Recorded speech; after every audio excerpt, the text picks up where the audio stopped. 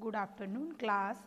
और अब हम हमारी आज की कक्षा प्रारंभ करने जा रहे हैं, जिसके अंतर्गत हम आज बहुसांस्कृतिक समाज अर्थात मल्टीकल्चरल सोसाइटी जिसे कहते हैं, उसके बारे में हम अध्ययन करेंगे। इसको अध्ययन करने से पहले मैं आपको थोड़ा बहुत ये बताना चाहूँगी कि जो मल्टीकल्चरल सोसाइटी है वो एक्चुअल में होता क्या है। वैसे आज हम इसके अर्थ, इसके कॉन्सेप्ट, अवधारणा, इसकी आलोचना, फिर इसके टाइप्स जो भी आते हैं उसके बारे में हम अध्ययन करेंगे। लेकिन थोड़ा बहुत ये भी ज्ञात होना चाहिए कि एक्चुअल में मल्टीकल्चरल सोसाइटी क्या होती है।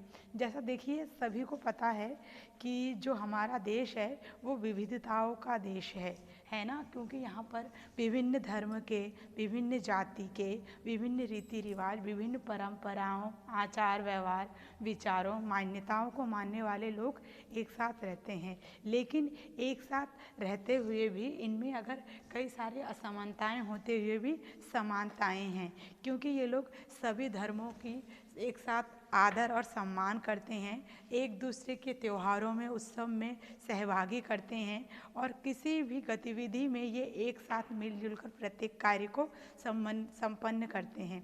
इसी प्रकार से जो बहुसंस्कृति समाज होता है उसके अंतर्गत कि जो भी देश होते हैं या जो भी समाज होते हैं उनमें अलग अलग धर्मों के लोग जो अपना अलग अलग ग्रुप्स बना के रहते हैं या कम्युनिटी कह सकते हैं, कल्चर कम्युनिटी बना के जो रह सकते हैं, और वास्तव में वही उनका वजूद होता है। और उसी के साथ मिलकर वो क्या करते हैं, एक नए समाज की स्थापना करते हैं। उसी को बहुसांस्कृतिक समाज कहा जाता है।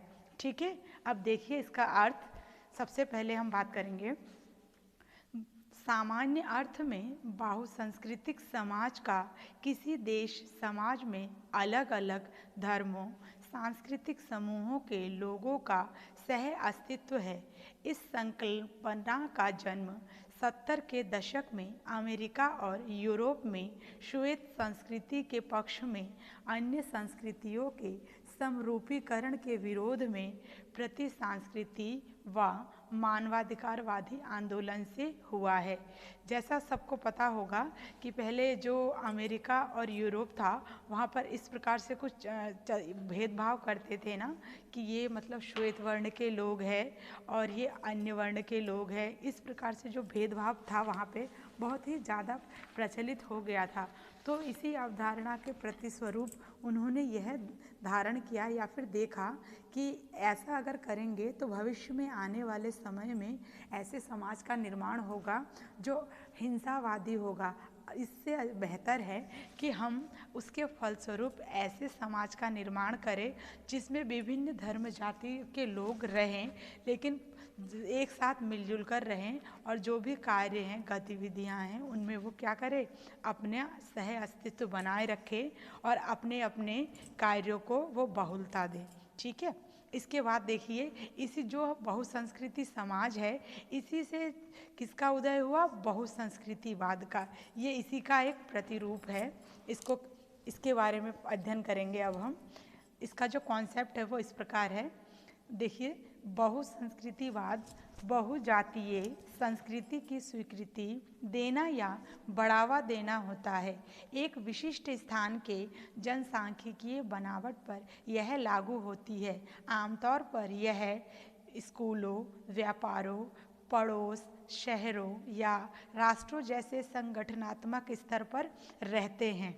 इस संदर्भ में बहुसंस्कृतिवादी केंद्र के रूप में कोई विशेष जातीय, धार्मिक समूह और या सांस्कृतिक समुदायों को बढ़ावा देने के बिना विशिष्ट जातीय और धार्मिक समूहों के लिए विस्तारित न्याय संबंध मूल्य स्थिति की वकालत करते हैं। बहुसंस्कृतिवादी नीति अक्सर आत्मसातकरण और सामाजिक एकीकरण अवधारणाओं के साथ विपरीत होती है। विपरीत यानी कि वो थोड़ा सा उससे अलग होती है। जो सामाजिक एकीकरण की अगर बात करें तो यहाँ पर इसका जो कॉन्सेप्ट आया वो थोड़ा सा डिफरेंस ऐसे हो जाता है, क्योंकि जो ह्यूमंस हैं उनकी डिफरेंसेस होती हैं और सभी अलग अलग कास्ट को मानने वाले होते हैं, तो थोड़ी बहुत विभिन्नताएं सबके अंदर होती है। ठीक है, लेकिन फिर भी सभी एक ही समाज में रहते हैं, तभी वो मल्टीकल्चर सोसाइटी का निर्माण करते हैं और एक दूसरे की संस्कृति को वो देखते हैं और सीखते हैं और अपने अंदर ग्रहण भी करते हैं। ओके, इसके बाद देखिए, बहुसंस्कृतिवाद के समर्थकों द्वारा इसे एक बेहतर प्रणाली के रूप में देखा जाता है जो कि समाज के भीतर लोगों को उनके अस्तित्व को वास्तविक रूप से अभिव्यक्त करने की अनुमति देती है और जो अधिक सहनशील होती है। सामाजिक मुद्दों के लिए बेहतरी को अपनाया जाता है। उन्होंने तर्क दिया कि संस्कृति एक जाति या धर्म पर आधारित कोई परिभाषा नहीं होती, बल्कि कारकों का यह परिणाम होती है और जैसे जैसे शब्द में परिवर्तन होता है उसी प्रकार उसमें भी परिवर्तन होता है। जैसे विभिन्न संस्कृति के लोगों की शब्द, बोलचाल, रहन सहन, खान पान, वेशभूषाएं अलग अलग होती है ना। अगर वो हमारे देश के हैं तो उनकी अलग होगी। अगर पाश्चात्य देश की बात करें हम, अमेरिका, फ्रांस, यूरोप, ऑस्ट्रेलिया, तो वहाँ पर भी कई भिन्नताएं देखने को मिलेंगी, क्योंकि वहाँ पर जो संस्कृति होगी वो हमारी संस्कृति से अलग होगी, है ना। अब बात करेंगे हम टाइप्स ऑफ मल्टीकल्चरिज्म, ठीक है, बहुसंस्कृतिवाद के प्रकार की। इसमें देखिए, बहुसंस्कृतिवाद विभिन्न जातीय संस्कृति की स्वीकृति देना या बढ़ावा देना होता है। इसी के अंतर्गत बहुसंस्कृतिवाद को मुख्य 6 प्रकारों में विभक्त किया गया है। वह इस प्रकार से हैं। सबसे फर्स्ट ये डायग्राम में देखिए सभी, जो पहला है इसका उदार बहुसंस्कृतिवाद है, ठीक है। जो उदार बहुसंस्कृतिवाद है उसका जो अर्थ होता है वो ये होता है कि जितनी भी सांस्कृतिक विविधताएं होती है उन सभी विविधताओं का सम्मान और आदर करना, वही क्या कहलाता है, उदारवादी बहुसंस्कृतिवाद। सेकंड पॉइंट है कठोर बहुसंस्कृतिवाद। जैसा नाम से ही लग रहा है ना कि कठोर यानी कि जटिल होगा, तो यहाँ पर जो भी सांस्कृतिक अंतःक्रिया होगी उनमें वास्तव में कोई असमानता तो होती नहीं है, लेकिन जो भी है इनमें हम आसानी से क्या नहीं कर सकते, परिवर्तित नहीं कर सकते हैं। इसीलिए इसे कठोर या जटिल संस्कृतिवाद कहा जाता है। जो थर्ड है वो है वैधानिक बहुसंस्कृतिवाद। जो वैधानिक बहुसंस्कृतिवाद होता है वो जो राज्य होते हैं, राज्य अपनी नीतियों के माध्यम से क्या करते हैं, इसे समर्थन देते हैं और इसे हम औपचारिक और राजकीय बहुसंस्कृतिवाद भी कहते हैं, ठीक है। फोर्थ पॉइंट है हमारा वास्तविक बहुसंस्कृतिवाद। ये हम अध्ययन कर रहे हैं टाइप्स ऑफ मल्टीकल्चरिज्म की, ठीक है, बहुसंस्कृतिवाद के प्रकार की।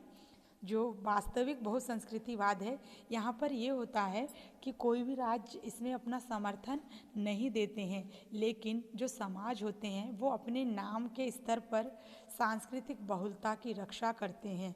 जो सांस्कृतिक बहुलता होती है उसकी रक्षा कौन करता है, वास्तविक बहुसंस्कृतिवाद करते हैं और इसे हम अनौपचारिक संस्कृतिवाद भी कहते हैं।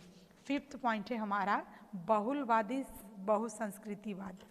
जो बहुलवादी संस्कृतिवाद होता है वो कई सारी विभिन्नताओं के संरक्षण पर बल देते हैं, क्योंकि अगर संस्कृति में अलग अलग लोग हैं तो विभिन्नताएं भी अलग अलग होगी, लेकिन सबको संरक्षित करना किसका दायित्व होता है, बहुलवादी बहुसंस्कृतिवाद का, ठीक है।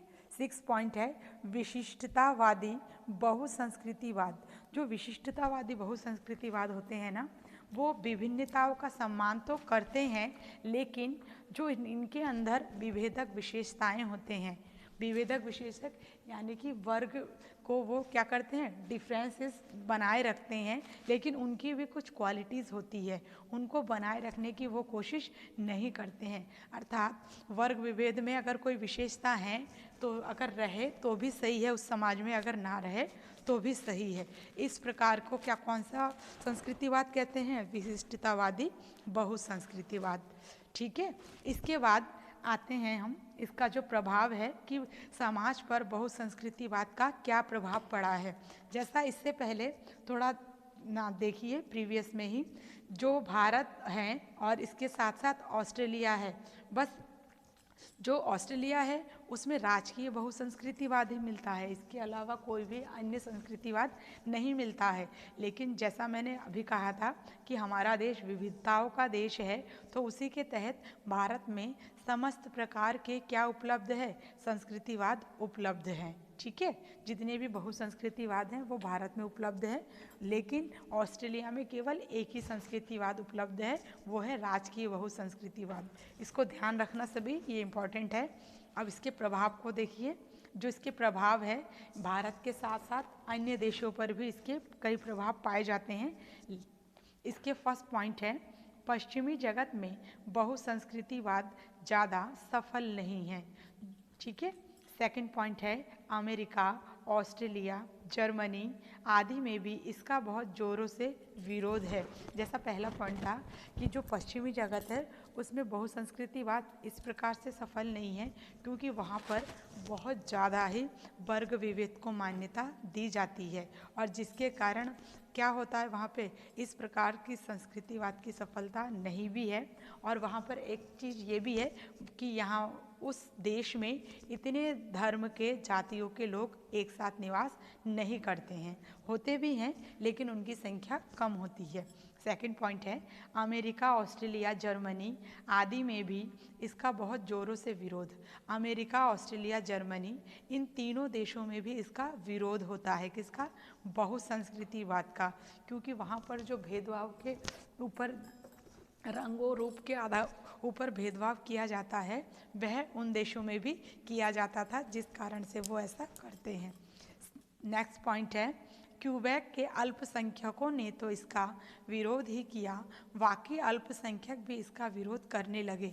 जो क्यूबेक है, वहाँ के जितने भी माइनॉरिटीज़ हैं, उन्होंने इसका पहले विरोध किया, तत्पश्चात उसकी देखा देखी अन्य देश के अल्पसंख्यकों ने भी उनका विरोध किया, क्योंकि उन्होंने कहा कि ये जो बहुसंस्कृति है, इनमें हम लोगों को प्रमुखता नहीं दी जा रही है, हमको बिल्कुल समाज से अलग किया जा रहा है, अलग समाज का निर्माण किया जा रहा है, अतः हम इसका विरोध करेंगे।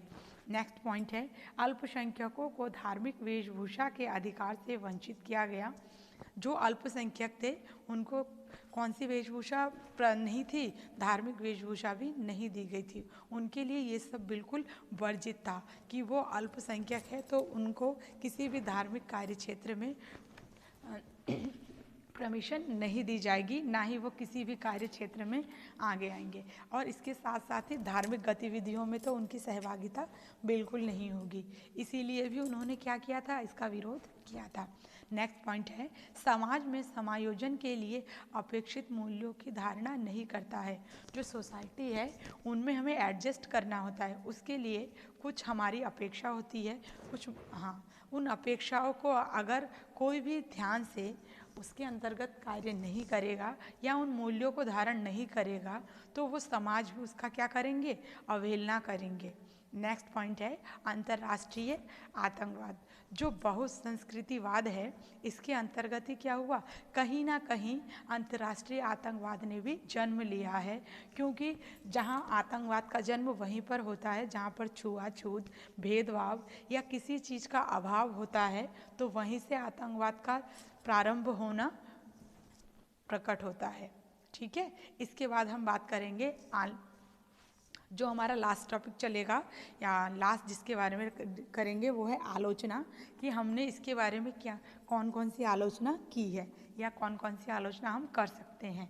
इसमें देखिए फर्स्ट पॉइंट, बहुसंस्कृतिवाद विभिन्न संस्कृतियों के संरक्षण के नाम पर उनमें विद्यमान लिंग भेद को नज़रअंदाज कर सकता है। जो बहुसंस्कृतिवाद है, ये विभिन्न संस्कृतियों के जो संरक्षण होते हैं उनके नाम पर क्या कर सकते हैं, जो भी लिंग भेद होते हैं उनको वो नज़रअंदाज कर सकते हैं। यानी कि ये नहीं होना चाहिए कि ये पुरुष हैं, ये महिलाएं हैं, ये इस कार्य को करे, ये इस कार्य को ना करे, ये इस क्षेत्र में आए, ये इस क्षेत्र में ना आए, ये इस धर्म के हैं या फिर ये उस धर्म के हैं, इसको भी ये नज़रअंदाज कर देते। कौन? बहुसंस्कृतिवाद। सेकंड पॉइंट है, सांस्कृतिक उग्रता तथा बाल्कनीकरण को अधिक बढ़ावा। जो सांस्कृतिक उग्रता यानी सांस्कृतिक जो भी कार्यक्रम थे उनको तीव्रता के साथ प्रत्येक क्षेत्र में उस कार्यक्रम को करना और बालकानीकरण के अंतर्गत यानी कि किसी भी कार्य को करने में किसी भी प्रकार की बाधा उस समाज में उत्पन्न नहीं आए, ऐसी स्थिति करना जिससे कि उन कार्यों को अधिक से अधिक बढ़ावा मिले। नेक्स्ट है सांस्कृतिक सापेक्षवाद के सिद्धांत को चुनौती दी, जो कि बहुसंस्कृतिवाद का वैचारिक आधार है। जो उसको इस प्रकार से चुनौती दी, उन्होंने कहा कि जो भी सभी संस्कृतियों को बराबर नहीं मान सकते हैं और सापेक्षता के नाम पर वो क्या कर सकते हैं, कुछ लोग होते हैं जो जनजातियों में प्रचलित नरबली जैसी प्रथाओं को भी क्या करते हैं, स्वीकार करते हैं। इसीलिए ऐसा भी नहीं होना चाहिए, ये भी क्या है, धर्म के विरुद्ध होता है। इसीलिए इस प्रकार से सापेक्षवाद सिद्धांत को भी उन्होंने चैलेंजेस किए थे।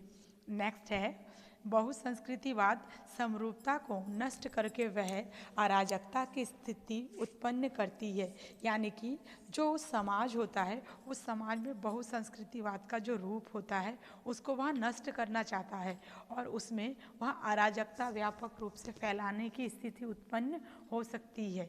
क्योंकि अगर समरूपता रहेगी तो वहाँ पर अराजकता उत्पन्न नहीं हो सकती, लेकिन अगर समरूपता की कमी आ जाएगी या समरूपता को नष्ट करने की चेष्टा की जाएगी तो किसी भी परिस्थिति में उस स्थान पर, उस देश पर या उस समाज में अराजकता की स्थिति उत्पन्न हो सकती है। ठीक है, ओके, थैंक यू क्लास।